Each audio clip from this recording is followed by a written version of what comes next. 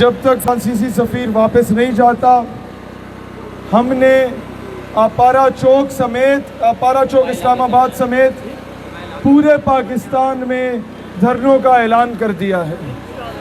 Number 2، ہمارا کوئی نوجوان اگر پولیس اسے ڈنڈا مارے، اس پہ شیل پھینکے، ہم بھی کوئی ایک مرتبہ بے ہوش ہو کے اٹھ کے آئے، ہمارے نوجوان نے اس کے جواب میں پولیس والے کے ماتھے پہ بوسہ دے کے اسے سینے سے لگانے۔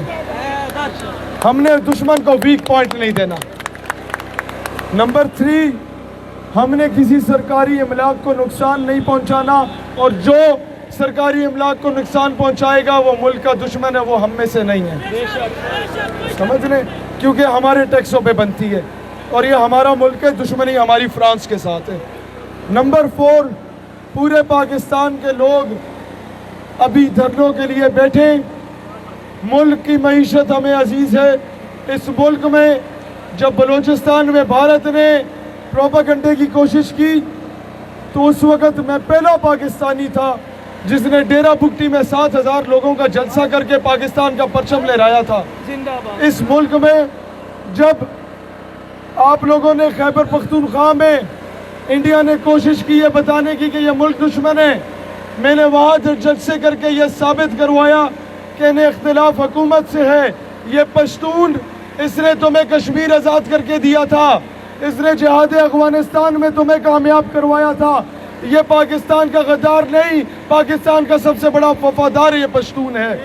میں نے کراچی میں جا کے یہ بتایا تھا کہ یہ مہاجر، جسے تم مہاجر کہتے ہو، جو اپنا سب کچھ قربان کر کے آیا، پاکستان کا رخ کیا، وہ مہاجر نہیں، وہ ہم سے بڑا پاکستانی، اسے پاکستانی بولا کرو۔ آج یہاں پر کوئی پشتون، پنجابی، بلوچ، سندھی، کشمیری والا سلسلہ ختم۔ ہم پہلے مسلمان ہیں، پھر ہم پاکستانی ہیں۔ ہم اس ملک کو حقیقی معنوں میں آزاد کروائیں گے، خود مختار کریں گے، تب یہاں سے اٹھ کے جائیں گے۔ اس ملک کے فیصلے پاکستان کے اندر ہوں گے، وائٹ ہاؤس میں نہیں ہوں گے انشاءاللہ تعالی۔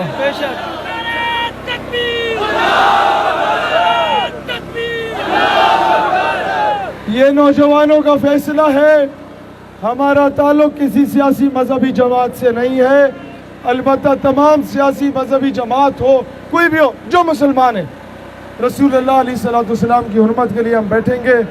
عمران خان صاحب، آپ کو اس عوام نے ووٹ دیے تھے عافیہ صدیقی کو لانے کے لیے، آسیہ ملونہ کو بھیجنے کے لیے ووٹ نہیں دیا تھا۔ عمران خان صاحب، اب تم چاہتے ہو، ہم بھی چاہتے ہیں تم امت کے لیڈر بن جاؤ، طیب اردگان کے بعد امت تمہیں سلام کرے، فی الفور فرانسیسی سفیر کو لات مار کے ملک سے باہر بھیجو، اور اگر یہ نہیں بھیجتے تو ہمارے اختیار میں بھائی یہ تھا، جو ہمارے اختیار میں ہم کریں گے انشاءاللہ۔ ہمارے والدین، ہمارے بیوی بچے، ہماری اولاد، ہمارا جان مان، ہمارا تن من دھن، جان مال عزت آبرو سب کچھ رسول اللہ علیہ السلام کی حرمت، ان کی ناموس پہ قربان ہے۔ دنیا کو یہ بتاؤ کہ اب سمجھ جاؤ یہ پرامن لوگ نہیں ہیں۔ دہشت گردی کا اور اس جنگ کا آغاز فرانس نے کیا تھا، اب پوری امت فرانس کے خلاف، اس کے صدر مملکت کے خلاف اعلان جہاد کرتی ہے۔